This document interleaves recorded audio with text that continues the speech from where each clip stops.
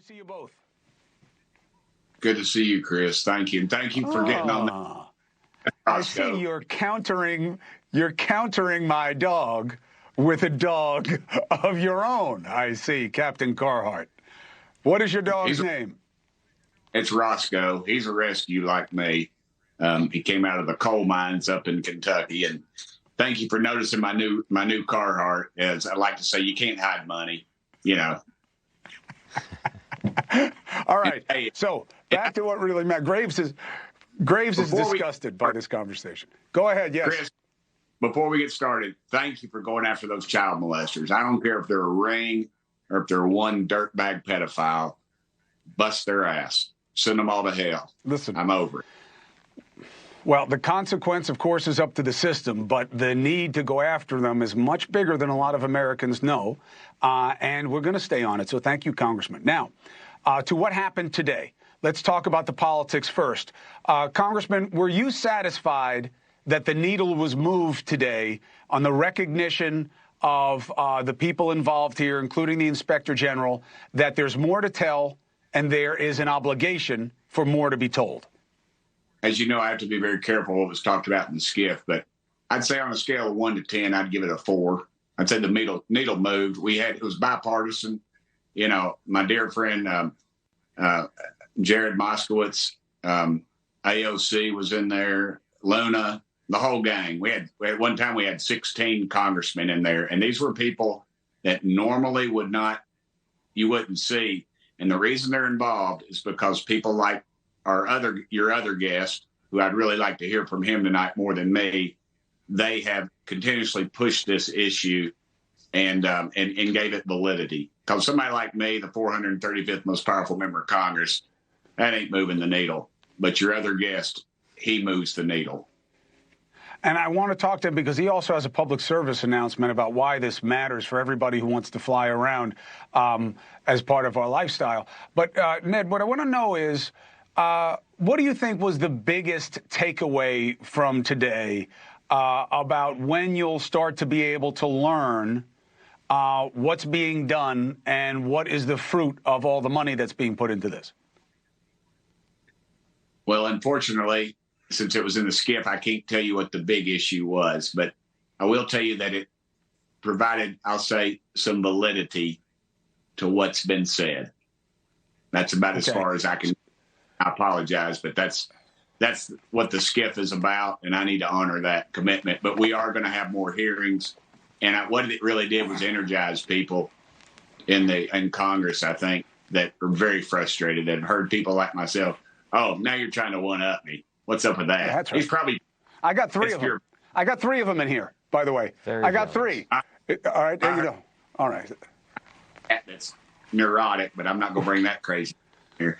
But I don't know what she was eating. So let me bring Graves in here. So one of the reasons that you think that this was really important is that, one, we got validity that Grush, the whistleblower, is a made man. He is somebody who's to be respected. The Inspector General said the same. Now, what does that mean to you, and what do you want to see next, both for the political but practical implications here when you look at it, Ryan? Yeah, well, Tim, thanks for saying those very kind words, by the way, as well. But for the practical implications of this, I think this is going to bring more representatives into the conversation, which is going to just enable more and more legislation to come forward, much like this pilot reporting bill that's going to enable more data and a wider understanding of just how prevalent this is. We still don't know what exactly is going on, where to look for these objects, and pilots are reporting them on a regular basis. So for me, it's a relief that they'll finally, hopefully, have the tools to be able to report this without fear of repercussion. Please, with all due respect, what do you make of suggestions that even though you were at the highest echelon of our training for pilots, that people say, yeah, Graves doesn't know what he was seeing. He was looking at balloons. He was looking at Canadian geese, and he wasn't sure what they were. He wasn't seeing anything that's a real UAP. There's nothing really to be concerned about. What's your response? Well, I would ask them to talk to the dozens and dozens of pilots that have also seen the same objects as me, not only off the eastern seaboard, but also off of commercial airlines across the United States, as far west as Hawaii. So this isn't just Ryan Graves. This isn't just one squadron. This is commercial airliners, military airliners, and general aviation that are seeing this across the country.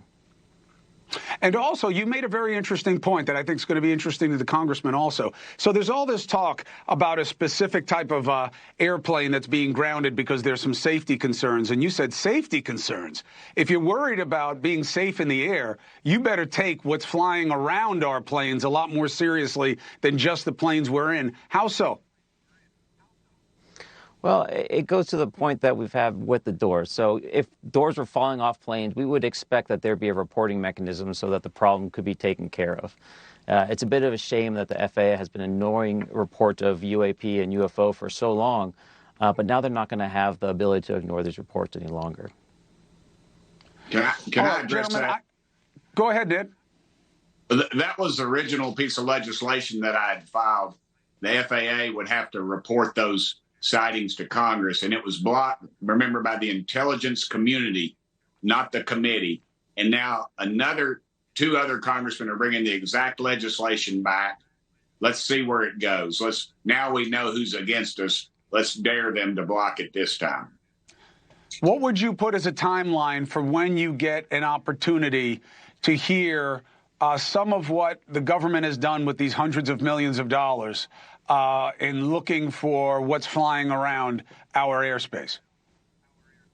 Are you asking me that? Yeah, first. Yeah. See how much you duck the question, then I'll go to Ryan. I don't think they're going to give us anything. They're going to fight it tooth and nail. If we get it tomorrow or a year from now, I'd be shocked, just because they're going to fight us. They're going to fight us tooth and nail. And this is whack-a-mole. But the point is, Ryan, when do you fight? You fight because you have something to fight about, right? If this was a canard, if this was all nonsense, they would say, here, fine, you want to see what we're dealing with here? Here's what it is. But all these classifications, all this money, all these different programs, what does that make very obvious to you, Ryan? Well, that there's something there, right? And this is the same conversation and same rhetorical question that we've been essentially talking about for the past several years. And now I'm having the same conversation next to Tim here, a sitting congressman who's asking the same questions. And so to your point is that clearly there's a there. And with the good work that Congressman Burchett here has been doing and others within the UAP caucus and within the Senate, the hope is that we're going to be able to have more transparency across this disclosure process. But we also can't forget about the we can't forget about the discovery process that we can do out in the open sector as well. And so I encourage commercial pilots, general aviation pilots to continue reporting this. I encourage industry, academia, and scientists to continue to look at this so we can better understand what's going on, regardless of what the government wants to share. Ryan Graves, thank you so much for being brave enough, and people roll their eyes. This is not easy to do. People come after you for it. They think it's a breach of protocol, and some of them think that you're doing something dangerous, and they threaten you right back. And I know that, and I appreciate you taking the chances anyway. And thank you very much, Congressman, for staying on it. We make the reciprocal promise. If you stay on it, we will continue to give it a platform. And thank you for bringing the pooch to raise awareness to the need of needing to adopt the dogs that we're doing later in the show. Hey, we wouldn't be here if it wasn't for you and NewsNation, Chris. If y'all hadn't have busted this thing wide open, we'd still be twiddling our thumbs. So thank you, brother. I appreciate that more than you know. Well, as the ugliest member of the staff likes to say, let's get after it. We'll keep doing it. Have a good weekend, gentlemen, and thank you very much. And I can't believe how much better behaved your dog was than mine. This was a tough night for me, I got to tell you that. All right, gentlemen, be well. See you, Roscoe. Best looking member of the family.